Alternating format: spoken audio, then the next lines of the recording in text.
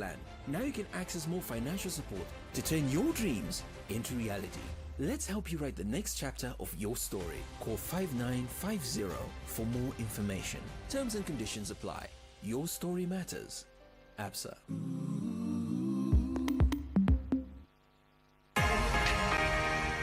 For in-depth news coverage from across Zambia, local and national news, business, politics, and sports, this is the Sun FM News, brought to you by ABSA. Your story matters.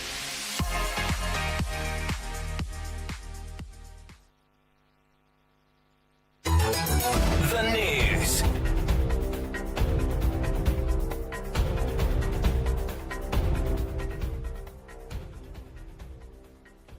Hello, thank you for joining us. My name is Imelda Chikwati with the news here on Sun FM Radio and TV. The top stories. Zambia will host the third African Implementation and a Partnership Conference on Water and Sanitation from 27 to 29 May 2025. Government has emphasized the importance of a strong leadership in health institutions. Student unions from institutions of higher learning on the Copperbelt have pledged to actively contribute to national affairs by supporting initiatives they believe are beneficial to the country. The National Sports Council of Zambia has confirmed that Football Association of Zambia General Secretary Ruben Kamanga will chair the long-delayed FAS Annual General Meeting AGM scheduled for May 9, 2025 in Kabwe.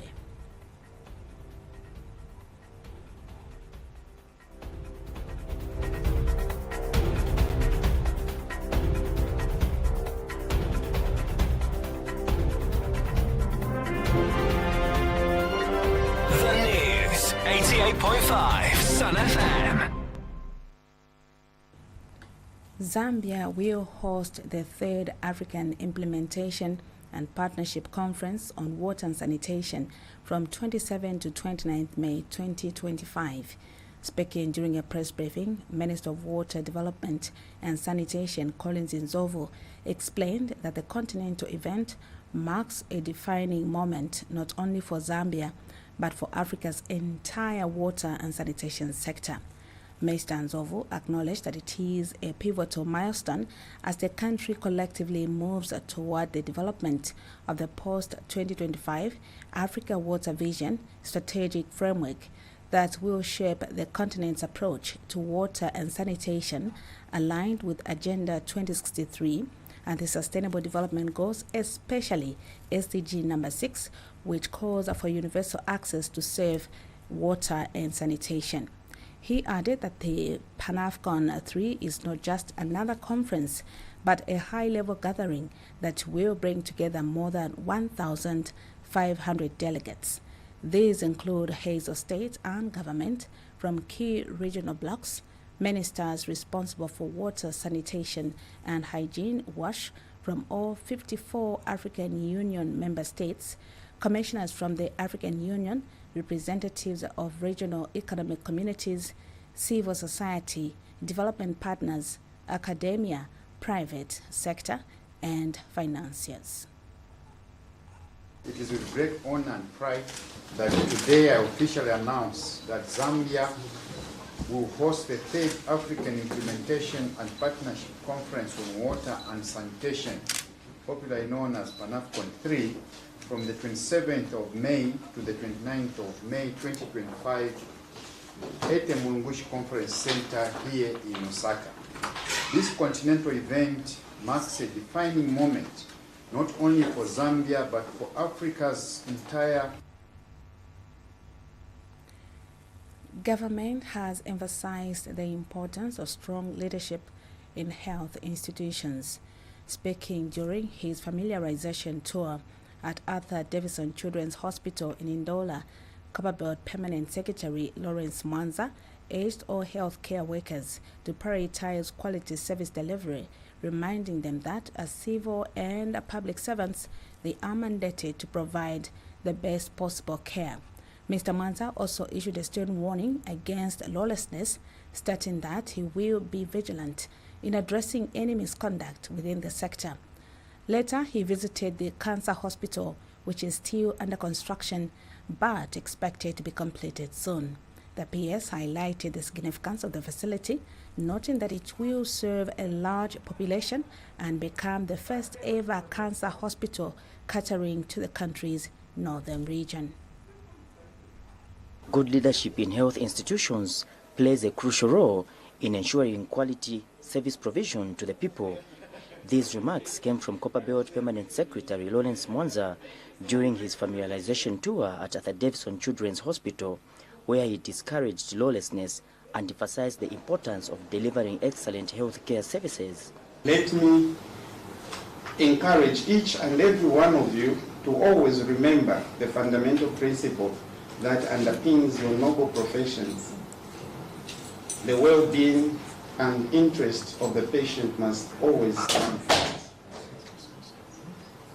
The patient you attend to are not just individuals, they are our future, our hope, and their vulnerability requires a special kind of care. Therefore, I want to emphatically emphasize the critical need for a dedicated and disciplined team of health personnel here at Arthur Davison Hospital. Provincial Health Director Dr. Charles Mununa and Dr. Wendonduna, the Senior Medical Superintendent, reiterated the hospital's commitment to safeguarding the lives of children through the provision of quality health care services. We have emphasized, like I mentioned with Ndola Teaching Hospital, that service delivery can only be anchored with appropriate leadership.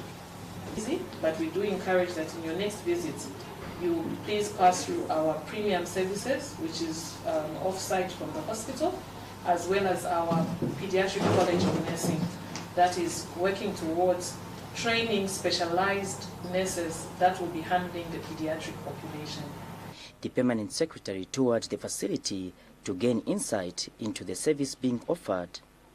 He later visited the cancer hospital, which is currently under construction. Mwanza explains that the delay in its completion was due to late payments, but assured that government has since addressed the issue and the facility will soon be completed. Like I'm saying, I was explaining, that's a hiccup that we had. Now that is fully funded, I think that should not repeat itself. There will be no problem. If that can come in as a result when there's a delay, in terms of allocating funds to the project, but that now has been done, and you've seen how it's moving. It is stalled some time back. Like I said, it would have been completed in June. But look at the pace that the contractor is moving. I think we should have this facility completed in good time. This will be the first ever cancer hospital serving the northern part of Zambia, making a significant milestone in health infrastructure. Once operational, patients will no longer need to travel to Lusaka for cancer treatment. Reporting for Sun FM Radio and TV, I'm Cletus Mutoki in Ndola. Student unions from institutions of higher learning on the Copperbelt have pledged to actively contribute to national affairs by supporting initiatives they believe are beneficial to the country. Speaking at a press briefing in Ndola, Copperbelt University Student Union President Lloyd Nsonga expressed support for government's proposed constitutional amendments which seek to enhance youth participation in leadership.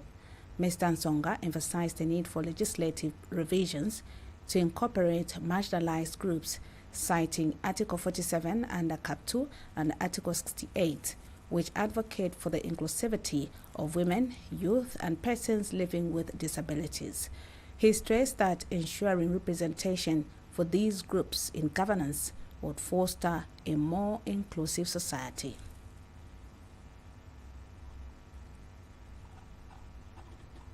Of Articles 47, Clause 2, and 68,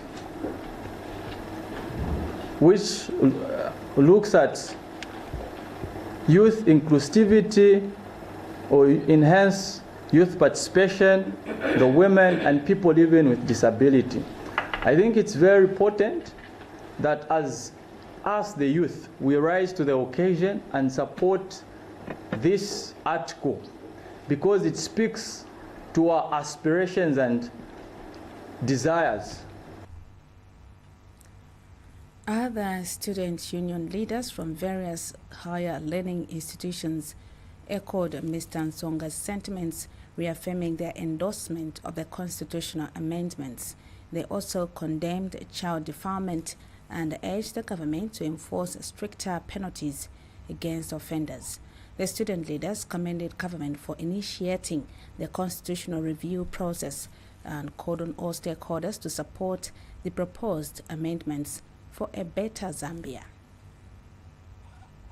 And it is high time that they came on board and participated in national affairs and represented their societies, represented their communities and also their sectors, across the sectors, not just in parliament. So that is the importance and that is the inevitability of having a constitutional amendment. So we need to divide those constituencies so that these CDF or resources can be distributed uniformly and so that each and every citizen can have a share of those opportunities. If the government was to review and strengthen laws related to child defilement, as well as ensuring law enforcement agencies are trained to handle cases sensitively and effectively. Meanwhile, Copperbelt Minister Elisha Matambo received a petition from the student representatives expressing their backing of the amendments. Mr. Matambo assured the students that their concerns would be presented in Parliament. He emphasized that government values their support and welcomes their involvement in shaping the country's future. The minister further commended the youth for taking an active role in national development, stating that they are now moving in the right direction rather than being used as political tools. It will definitely be delivered to the speakers you have requested. So I'll be a bearer of this message coming from our students. So I'll definitely take the petition. Otherwise, I don't want to say much. We just want to say we don't take your support for granted. We have seen that whatever is progressive, which the president has been doing and his team, you have been supporting it. An economic analyst has expressed mixed views on Zambia's smart invoicing tax model, acknowledging its potential to enhance compliance and strengthen tax enforcement while highlighting challenges faced by businesses. Kelvin Chisanga criticized the current implementation methods, arguing that they present difficulties for many Zambian businesses. Mr. Chisanga suggested that a more flexible approach could build confidence and encourage compliance, ultimately reducing the economic strain on vulnerable groups. He noted that Zambia's tax base remains narrow, with limitations in revenue collection, and advocated for a broader tax framework to enhance government income. However, Mr. Chisanga observed that the smart invoicing system disproportionately benefits businesses that can afford to integrate it, potentially marginalizing smaller informal enterprises. Emphasizing the complexity of the existing tax system, he warned that its rigid structure hinders smooth business operations, particularly for small businesses and individuals. To address the challenges, Mr. Chisanga recommends simplifying tax compliance procedures and providing support to smaller enterprises to ensure a more inclusive and effective tax system. The Veterinary Association of Zambia, VAZ, has advised dairy farmers to enhance preparations for the upcoming dry and cold season by focusing on animal nutrition and disease prevention. VAZ President Dr. Malcolm Chioba emphasized the need for farmers to work closely with animal nutritionists to maintain milk production and safeguard livestock health. He stressed that every dairy farmer should have a nutritionist as part of their support system to ensure proper feeding strategies during harsh weather conditions. Dr. Chioba also warned that the cold season increases the risk of tick-borne diseases as tick populations tend to rise while animals experience heightened stress. He urged farmers to adopt proactive livestock management practices, particularly for dairy animals, which are more vulnerable to extreme temperatures compared to beef cattle. So if they could just get into the details of how to feed by engaging with a nutritionist. Every dairy farmer should have an animal nutritionist that they are going to be working with, and the Veterinary Association of Zambia would be in the position to recommend for those that would need help, particular help on how to feed their animals. I think the more concern, I know we're talking about feeding, yes, and feeding is the basis of all health in animals and the basis of maybe disease prevention as well. But as we go into the cold season now, we should expect that more diseases are expected. These tick-borne diseases, the ticks, increase this time around. They reproduce more this time around, and animals are also stressed more this time around. So all those things are supposed to be. Dairy animals are also more vulnerable. The Ministry of Small and Medium Enterprise Development has advanced plans to set up the first rice processing plant in Western Province. Minister of Small and Medium Enterprise Development, Elias Mubanga, announced the development when he toured 4,000 hectares of rice farms in Sikongo and Kalabo districts, which have been empowered by the Citizens Economic Empowerment Commission. The ministry, through CEEC, has also handed over harvesters and other agro-equipment to the farmers within the district. Over 1,463 farmers have been supported under the 2024-2025 CEEC Rice Empowerment Program. CEEC Director General Dr. Charles Mongole said he was impressed with the progress made and expressed hope for a bumper harvest. The project presents an opportunity for small-scale farmers in Western Province to scale up their productivity and meet the rice demand for Zambia and Southern Africa.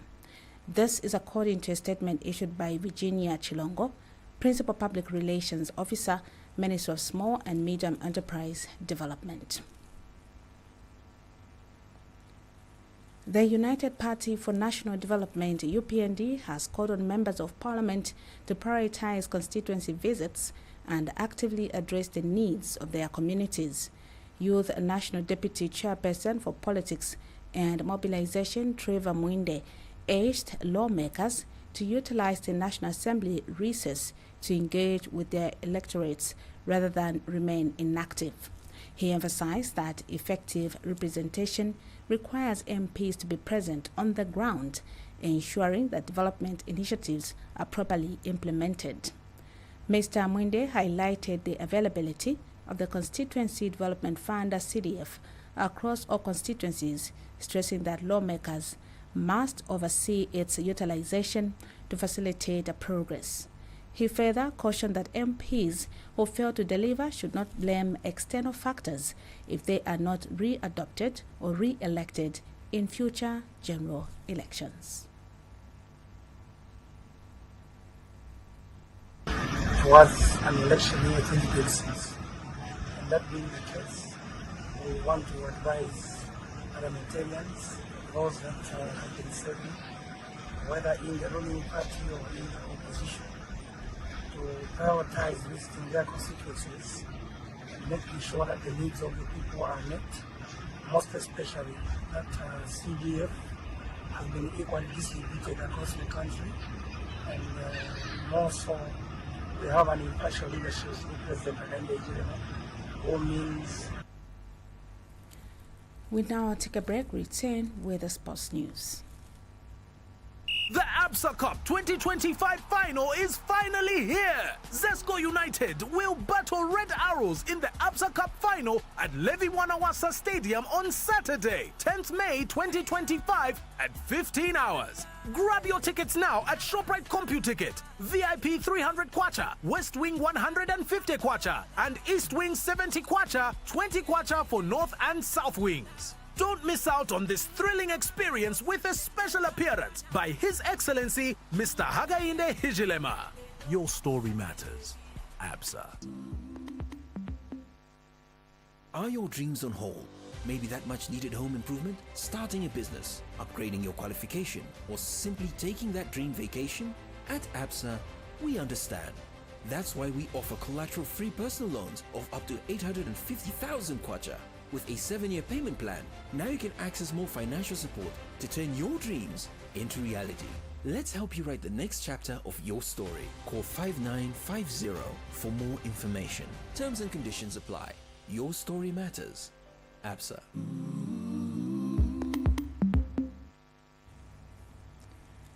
In sports news now. The National Sports Council of Zambia, NSCZ, has confirmed that Football Association of Zambia FAS General Secretary Ruben Kamanga will chair the long-delayed FAS Annual General Meeting AGM scheduled for May 9, 2025 in Kabwe. The meeting follows weeks of legal uncertainty after a court injunction halted the original AGM set for March 29 in Livingstone. NSCZ has advised FAS to follow the Attorney General's guidance regarding the tenure of the former executive committee and president, which expired on February 28, 2025, under Article 33, 3 and 4 of the FAS Constitution. Additionally, NSCZ has dismissed claims that the Ministry of Youth, Sport and Arts prevented FAS President Andrew Kamanga from chairing the AGM or presenting financial statements to conceal government debts owed to FAS. The Council clarified that the government continues to support the association, having provided 10 million kwacha earlier this year to offset some of its financial obligations. The NSCZ further directed that the AGM agenda should solely focus on elections, with the financial statements deferred to a later date. In other sports news, Zambia national football team winger Fashion Sakala has publicly accused the FAS president Andrew Kamanga of failing to follow through on a promise to reinstate him in the squad. During a live Facebook broadcast, Sakala alleged that Kamanga had privately assured him of a return to the team but later went back on his word. He also criticized Kamanga for speaking negatively about him in a media interview, calling his remarks unprofessional and hateful. Meanwhile, when he featured on Hot FM's Hot Seat program, Kamanga attributed Sakala's ongoing absence to a strained relationship between the player and some teammates. He revealed that reconciliation efforts were still underway, with the players' reintegration depending on resolving the internal dispute. Sakala has been missing from the national team since January 21, 2024, following his public criticism of coach Abraham Grant for allegedly favoring players associated with Israeli agent Nia Karim. Now, as we go, the headlines once again.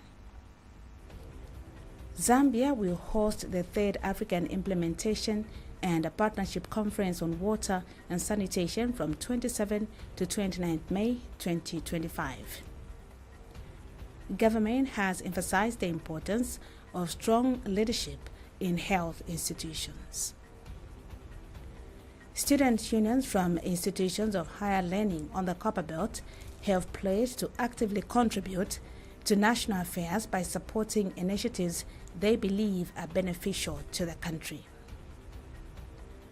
The National Sports Council of Zambia has confirmed that Football Association of Zambia General Secretary Ruben Kamanga will chair the long-delayed FAS Annual General Meeting AGM scheduled for May 9, 2025 in Kabwe.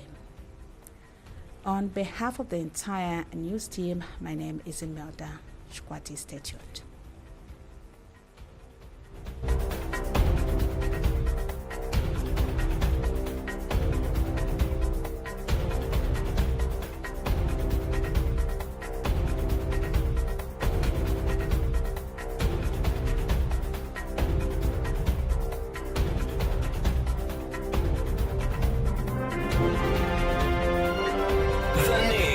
88.5 Sun FM.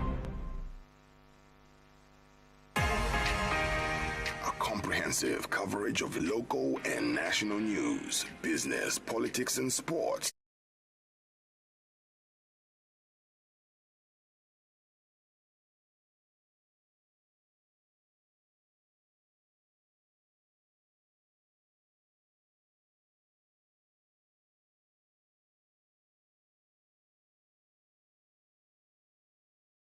A common fate. It was formed to provide assistance and support to the